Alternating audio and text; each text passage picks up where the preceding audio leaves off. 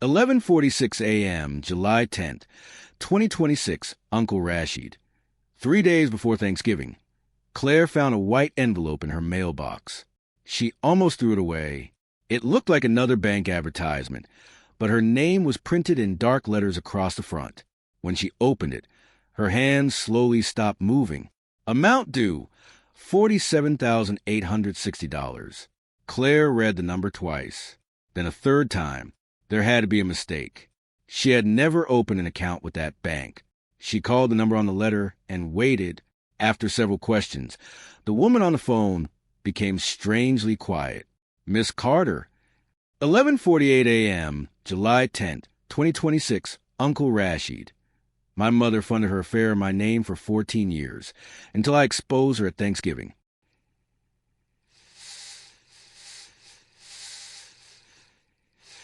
Three days before Thanksgiving, Claire found a white envelope in her mailbox. She almost threw it away. It looked like another bank advertisement, but her name was printed in dark letters across the front. When she opened it, her hands slowly stopped moving. Amount due, $47,860. Claire read the number twice, then a third time. There had to be a mistake. She had never opened an account with that bank. She called the number on the letter and waited. After several questions, the woman on the phone became strangely quiet. Miss Carter, she finally said, this account was opened 14 years ago. Claire felt cold. 14 years ago. She had been 14 years old. That's impossible, Claire whispered. The woman confirmed the old address. It was Claire's childhood home. Then she read the phone number connected to the account. Claire knew it immediately. It was her mother's old number. That night, Claire searched through every record she could find. The first charges were small. A restaurant, a gift shop, a hotel. Then more hotels appeared. Every few months, for 14 years. Claire stared at the screen as one name kept appearing beside several payments. Richard Hale, her father's oldest friend. Claire remembered Richard at birthdays, Christmas dinners, and family trips. He had always been there. Her heart began to beat faster. She searched through an old box of family photos until she found one that made her sit completely still. Her mother was standing beside Richard outside a hotel. They were smiling. On the back, someone had written a date. Claire checked it twice. It was her 14th birthday, the same day the first account had been opened in her name. Then her phone rang. The screen showed one word, Mom. Claire stared at it. She had told no one about the letter. So, how did her mother already know? Claire let the phone ring until the screen went dark. 10 seconds later, it rang again. Mom. Claire did not answer. Instead, she opened the bank records again. The first account had been created when she was 14, but it was not the only one. There were 3 more. A credit card, a small personal loan, and another account closed 6 years earlier. All of them carried Claire's name. She felt sick. Suddenly, old memories returned. At 19, Claire had tried to rent her first apartment. She was rejected because of bad credit. Her mother had hugged her and said some banks made mistakes. At 23, Claire could not get a car loan. Again, Diane blamed the bank. For years, Claire had believed she was unlucky. Now she knew the truth. Her mother had been standing beside her during every problem, pretending to be surprised. Claire opened the payment history. Hotel rooms, expensive dinners, jewelry, weekend trips. The same pattern appeared every few months. Most charges happened when Claire's father believed Diane was visiting her sister. Then Claire found something worse. One hotel payment was made on the night of her high school graduation. Claire remembered that night clearly. Her mother had left the party early, saying she had a terrible headache. Claire covered her mouth. The phone rang again. This time, a message appeared. Diane, call me. We need to talk before Thanksgiving. Claire stared at the words. Before Thanksgiving? She had not told anyone what she had found. Then another message arrived. Please don't involve your father. Claire stopped breathing. That message changed everything. Her mother knew. Claire took screenshots of every record and saved copies in 3 different places. Then she noticed one payment from only 2 weeks ago. The affair was not buried in the past. It was still happening. And beside the payment was the same name, Richard Hale. Claire did not sleep that night. By morning, she had made a list of every hotel connected to the old accounts. Most had closed or changed owners, but one still existed, the Belmore Hotel. Claire drove there without telling anyone.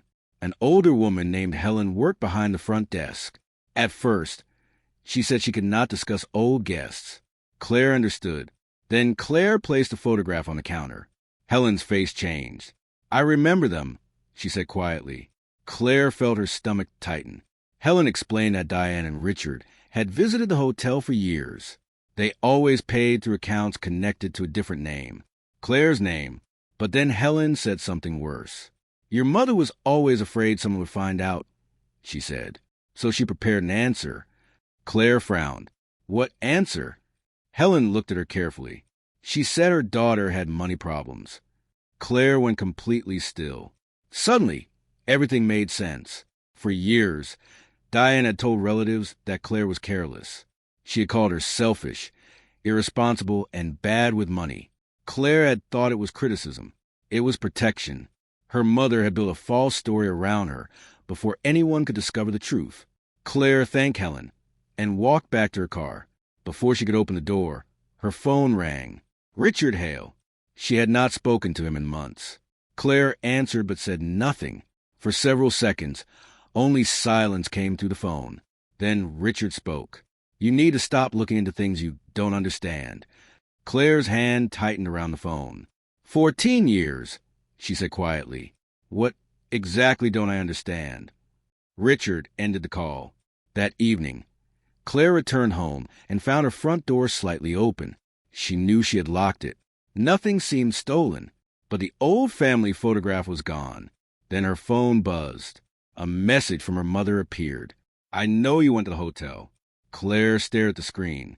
Thanksgiving was 2 days away, and someone was already watching her. Claire read her mother's message again. "I know you went to the hotel." She did not reply. Instead, she checked every room in her apartment. Nothing else was missing, only the photograph. Whoever had entered knew exactly what they wanted, but they had made one mistake. Claire had already taken a clear picture of it. The next morning, Diane called again. This time, Claire answered. "Come to Thanksgiving," her mother said. Her voice was calm. Too calm. "Everyone will be there. Your father, your aunt, your cousins." Claire waited. Then Diane added, "And please don't cause drama." Claire almost laughed. For 14 years, her mother had used her name, destroyed her credit, and hidden an affair. Now she was worried about drama. "I'll be there," Claire said. Before Diane could answer, Claire ended the call. She spent the next day building a folder. Bank records, hotel payments, loan papers, the photograph. Richard's name appeared on almost every page. But Claire still needed something her mother could not deny. Then she found it. An old email address connected to one of the accounts. Claire requested the archived records. Minutes later, a message appeared. It had been sent by Diane 14 years earlier. Use Claire's name. Robert never checks her mail. Claire stared at the screen. Robert was her father. That single sentence connected everything. On Thanksgiving evening, Claire arrived at her parents' house carrying a plain brown folder. Diane opened the door with a perfect smile. "You came," she said. Claire smiled back. "I wouldn't miss this." Dinner began at 7. Everyone was already seated when the doorbell rang. Claire watched her mother suddenly stand. Diane hurried to the door. A moment later, she returned with a guest, Richard Hale. He smiled at the family as if nothing was wrong. Then his eyes found Claire. His smile disappeared. Claire placed the brown folder beside her plate. Her mother had invited the one man who could confirm everything, and Claire knew exactly when she would open it. For 20 minutes, nobody mentioned the brown folder. Claire's father carved the turkey. Her aunt talked about work. Richard sat near the end of the table, barely touching his food. Diane acted happier than everyone. Then she made her mistake. Her aunt asked Claire if she planned to buy a house soon. Before Claire could answer, Diane laughed. Claire? With her money problems? The table became quiet. Diane smiled and lifted her glass. She has always been careless with money. Claire slowly placed her fork down. Richard looked at Diane. "Don't," he whispered. But it was too late. Claire pulled the brown folder closer. "Mom," she said calmly, "when did my money problems begin?" Diane frowned. "What kind of question is that?" Claire opened the folder. "I think they began when I was 14. Her father stopped carving. Claire placed the first bank record on the table. An account was opened in my name on my 14th birthday. Diane's face changed. That must be a mistake. Claire placed down another paper. Then another. Credit cards. Loans. Hotel payments. 14 years of records. Her father looked at Diane. "What is this?" Diane stood suddenly. "She is trying to ruin Thanksgiving." Claire remained seated. "No," she said. "I'm trying to get my name back." Then she placed a hotel photograph in front of her father. Richard closed his eyes. Robert stared at the picture for several seconds.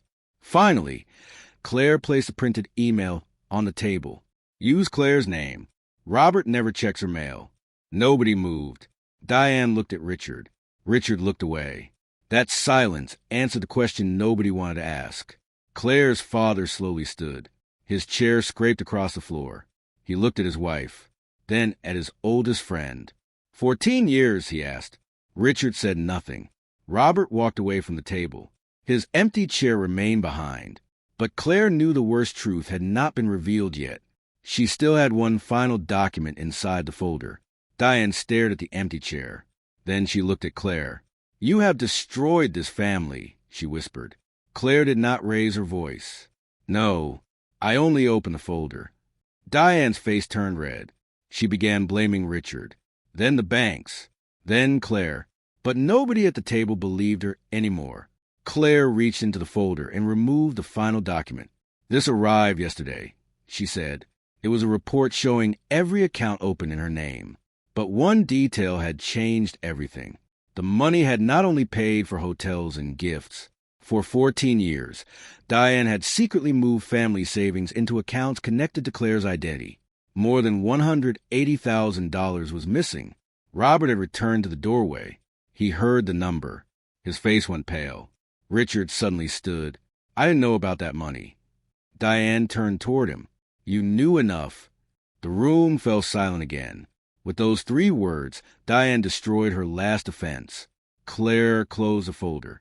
She explained that copies of every record had already been sent to bank and investigators. The evidence could no longer disappear. Diane looked at her daughter. "You would do this to your own mother?" Claire stood. "You did it to your own daughter first." Nobody tried to stop Claire as she walked toward the door. Outside, the cold air touched her face. For 14 years, she had believed she was careless with money. She had carried shame that never belonged to her. Now she finally knew the truth. Her phone buzzed. It was a message from her father. "I'm sorry I didn't see it." Claire read the words, then looked back at the house. Through the window, Diane sat alone at the table. Richard was gone. Robert's chair was still empty.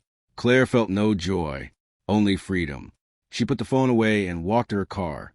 For 14 years, her mother had used her name to protect a lie. That Thanksgiving night, Claire finally took her name back.